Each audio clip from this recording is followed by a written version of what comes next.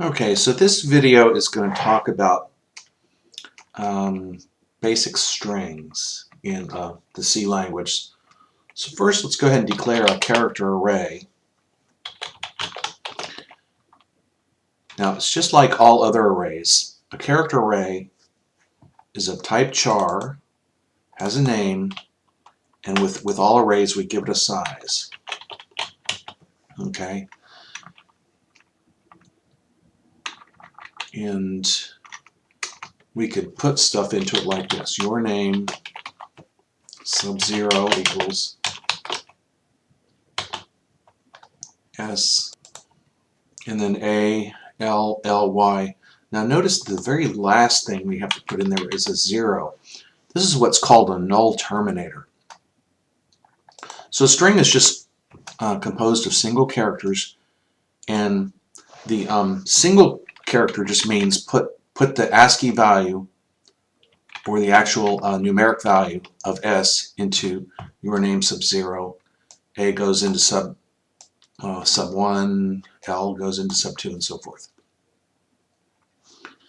Okay, this is actually quite different than a double quote. A double quote actually is a string, which actually translates to an address. We'll talk about that later.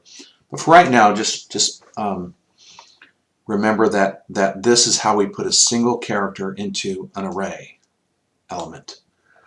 Okay, now we can go ahead and show that like this.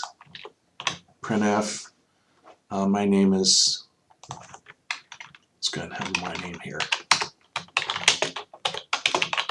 And here we can actually let C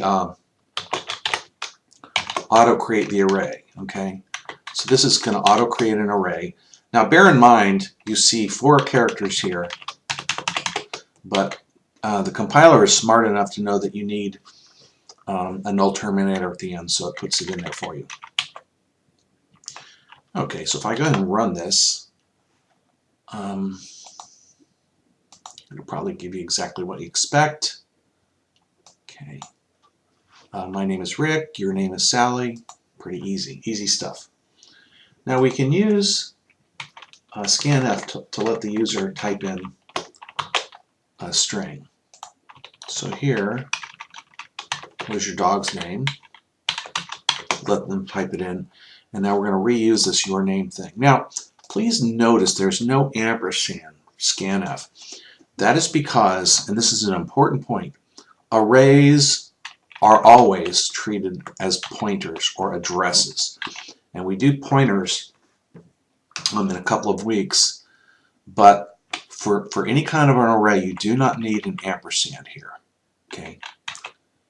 And so ask what your dog's name is, scanf. So printf scanf pair, right, is the pair we've talked about for weeks and months. And then we tell them what they said. So let's go ahead and run this now real quick. Spot, my dog's name, okay, pretty easy. Now there is a method by which we can compare what they typed in to something we want to know. We want to see if they typed in spot. So there's this command called string compare, strcmp. And we're going to compare what they typed in to spot.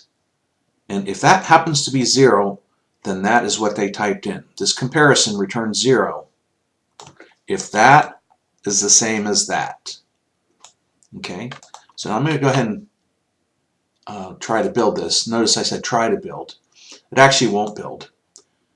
And the reason it won't build, I'll get an error that it can't find strcmp. So what I need to do now that I'm finally using string commands, I need to include string.h. String.h has all the commands that we're going to use with regards to string. Now here, I didn't need it for printf, that's in stdio, and here since I was doing everything manually, I didn't need it. But finally, when I'm using a string command, I'm going to need it. So let's go ahead and build and run this now. And I'll go ahead and type in spot. And it says your dog's name is Spot, but if I go ahead and run it again and say Fido, it won't say that. Okay, it won't say this, your dog is Spot, okay? It did say whatever I typed in, right? But if I type Spot, it'll actually say it here, and then it'll say this also. Now, one of the problems with string compare is that I can type in capital SPOT and it's not going to know. This comparison will fail because it's comparing this case, it's case sensitive. So if we put an stricnp, that means do a case insensitive compare. And then if I type capital SPOT, it'll be fine. Okay. Okay, so just remember there's stricnp and strcmp.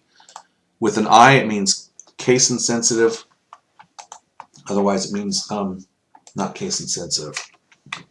So now there's something called string concatenate, where we can tack something on. So here we have your name, and we tack on is your dog. So let's go ahead and compile and run this. And we'll say Fido. Okay, Fido is your dog. So it tacked on, concatenated is your dog to the name Fido. Okay, so string concatenate, and that comes from string.h. Okay, so now we're going to change gears just a bit, and we're going to go back and have some sort of a name, excuse me, some sort of a game.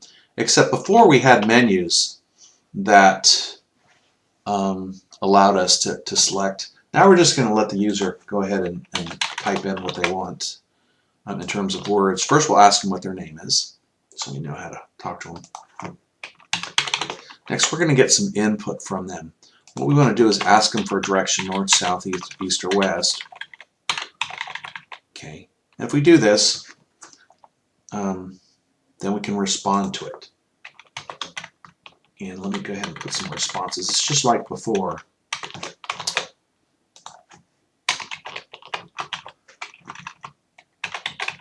We're responding with some if statements. Let me go ahead and pause this so I can read. Okay, I paused it real quick just to make sure that I could have this formatted correctly. I'm a real stickler for source code formatting, and you should be too. It actually will help you a lot find bugs and keep your programs bug-free. Okay, my name is Rick, and I want to go north.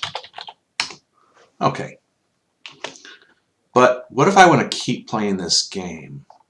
So as we've talked about, we can have a do while loop to keep stuff happening. Okay. And we'll say while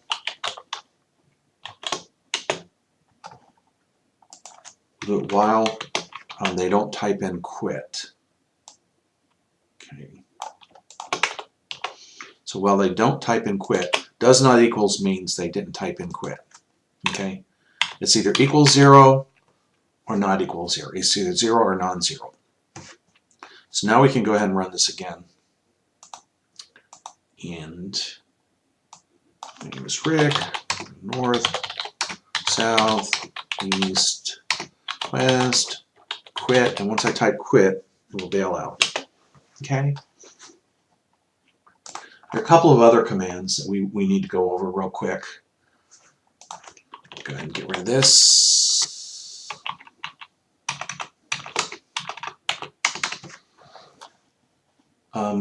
Let's talk about string length. String length is a really important, and I actually use this all the time. What is your name? You type in your name, and then it actually gets the length of what you typed in.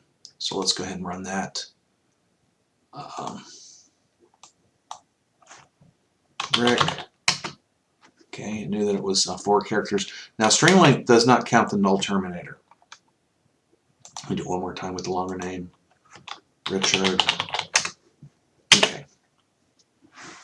And the one last command I want to show you is where you actually do a compare according to a number. So strncpy is actually going to copy only part of that.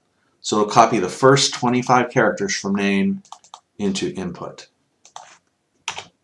Okay, so that's it for strings for right now.